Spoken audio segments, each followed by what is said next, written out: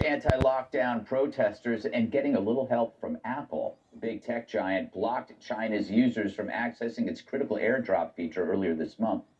It would have made it easier for protesters to share important info and bypass Beijing's online censorship. Chinese police have reportedly been stopping people and checking their phones for foreign apps. And Florida Governor Ron DeSantis is ripping Apple for colluding with China. You have people in China that are really engaged in a noble effort to protest, which is basically Leninist rule. So what is Apple doing with that? They are limiting the airdrop function of the protesters. So they are serving basically as a vassal to the Chinese Communist Party. But Apple sucking up to China isn't new. CEO Tim Cook said this back in 2017. China's done an unbelievable job of lifting people out of poverty.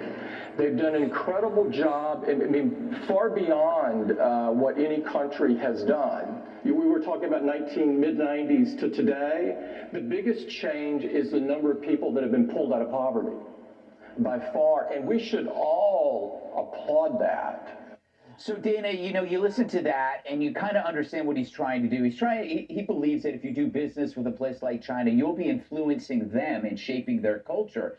What does he have to show for this? How has Apple influenced China or helped China become, westernized or just better at, with their people? Yeah, report at 11 when we'll talk to the Uyghurs and see how that's gone. Yeah. Not very good. About a fifth of the iPhones purchased in the world are purchased in China, in addition to not only being made there. This is basically China is waging digital warfare against its own citizens using technology developed in America. Yeah. And that it will continue. The other thing is it's also happening on Twitter. These Chinese bots were flooding all of these sites with porn, basically, to try to... I didn't notice.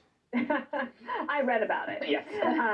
In order to try to get people away from it. The other thing that the Chinese are doing is, let's just say you are walking to work or you're walking to the grocery store. You can get stopped at any time. The government has full access to your phone. They said, where were you last night? And you have to tell the truth because they know, because it's already in there. And also, you are controlled by a yellow, green, or red signal on your phone. It comes up. And the government controls that. Green means that you don't have COVID, you can go anywhere you want. Yellow means, well, you got to have some restrictions. Red means you can't go anywhere.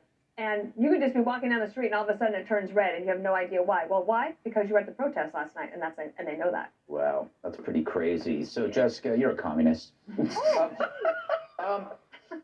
Do you think that Apple, this is just a coincidence that they turned this off? They claim that they're going to do this worldwide anyway, or do you think this was like... It's an interesting starting point, right? I guess, if this is to become an international trend. No, I think it's business, and we should be objective about how valuable China is as a trade partner for us. So they're the third largest market for our exports. We're the largest market for their imports. Unless people are willing to actually... put up or shut up about it and switch using Vietnam or Thailand, and we get Nike out of there and you get Apple out of there, nothing is going to change from this. But what's interesting about what's going on in China is it is now such a departure from what's going on in the region. I had dinner on Monday night with a couple who live in Singapore. Must be nice. Sure, we had pizza. Did they like the pizza? It was delicious. We went to Arturo's. Oh, wow. So good, right? Delicious. Delicious. You get the margarita? Don't distract me. And they had been in complete lockdown, right? I mean, Singapore is basically a police state at this point, right? When they had traveled, they had 21 days of quarantine, stuck in a hotel where they had barricaded the doors. And I said, well, what's it like now? And they said, it's just like being here. Everyone who wants to wear a mask, because a lot of people in Asia just like to wear a mask generally, is doing it, but none of it is restricted. It's not because of COVID. You go in and out as you please. They don't ask anything at the airports, etc.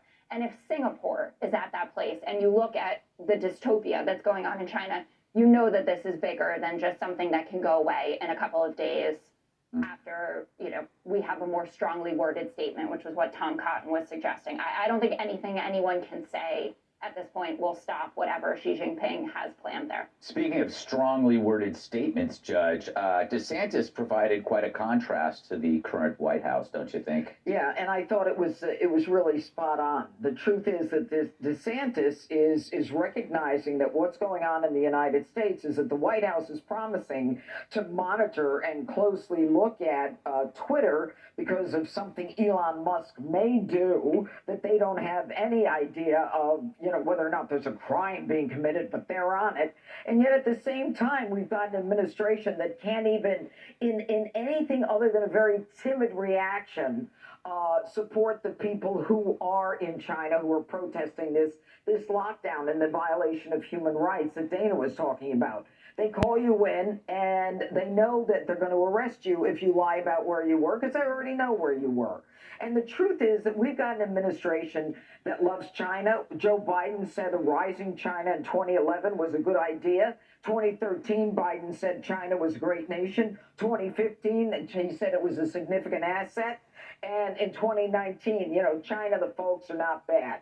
And that's great, okay, because Joe Biden and Hunter Biden did a lot of business, or Hunter Biden did anyway. And so while Elon Musk is being, they're going to terrorize him for the First Amendment, we can't even put out a statement that even Trudeau in Canada came out and said, we're going to ensure that China knows full well we stand for human rights.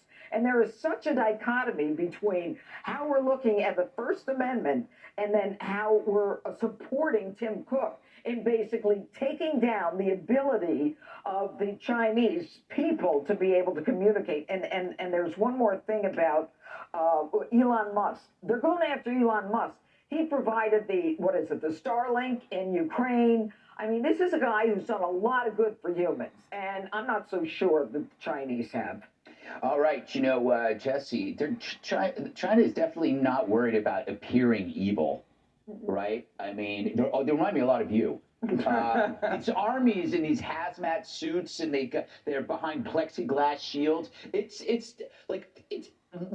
nothing on Netflix that comes close to how creepy this looks. It's a true horror story. Yeah. And I can't imagine what it's like to be Chinese and live under that type of condition. That was an excellent point. Think about this. Twitter is bad, and Apple's good. Apple has slaves building these phones. Apple's colluding with dictators, but Musk is the bad guy? Yeah. Come on. They're welding doors shut so people burn alive. Yep. And then Dana brought up the other day, they're blacking out the World Cup because no one's wearing masks, and they don't want the country to see that the world has moved on. So, my China hand tells me something very interesting. Yes, I have a China hand. Not like, you know what I mean. And he says, we're seeing the end of China. I don't know what you mean. It's a phrase in politics. I'll teach you after class. And you can either have one or two things. China disintegrates as a country right now because you're seeing protests in almost every major city, tens of thousands of people, or you see just a vicious crackdown. One or the other is going to happen. And many companies have pulled out. A couple dead enders like Apple are still there, but they might have to have an evacuation plan because if you're not out now, it might be too late. Think about this, though. There's no natural immunity in China, and their vaccines don't work, and their healthcare system's terrible. So this is a super spreader event. When you have masses of people congregating to protest, it's only going to get worse from here, and it's moved beyond protesting over COVID. It's now about the economy, freedom. So Xi, or however you say it, is in big trouble. He's lost face. Can I just add something? Elon Musk, everyone's favorite crusader, produces vehicles in China. So the Shanghai Gigafactory has the capacity to produce 1.1 million electric vehicles per year because it was just upgraded because Elon Musk gets that it's valuable to do these things in China. And it is now Tesla's most productive manufacturing hub. But is that Yeah, but done he's by not slaves? hurting the Chinese people. Is that in a slave ship? They're getting jobs from this. So you think that those people are earning $200K a year and have great... It's better than being locked down and Are you all burnt trading alive in your because phones? they're Slaves. convinced that- Slaves. No, Slaves build Turn this. it in, Jesse. Start Slaves- using a slaves build galaxy. this. Come on. And What? they don't build Oh, the I'm sorry. Tesla product. What? Well, that was an interesting turn to this segment. Next time Jessica says, I have one more thing, I'm just going to ignore her. I mean, that's every day. So. Up next.